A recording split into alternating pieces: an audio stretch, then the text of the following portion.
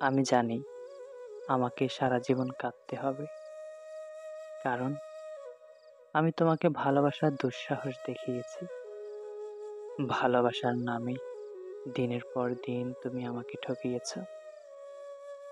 অবহেলা দিয়ে আমার পুরো জীবনটা ভরিয়ে দিয়েছ। আর আমি মানিয়ে নিতে নিতে জীবনে অনেকগুলো বছর নষ্ট করে ফেলেছি। শেষে এসে দেখি জীবনের যোগফল ভুল শুধু শুধু।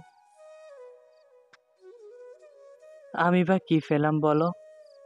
তোমার দেওয়া অবহেলা, ক্ষত আর চোখের জল ছাড়া কি বা পেলাম? ভুলটা কোথায় ছিল?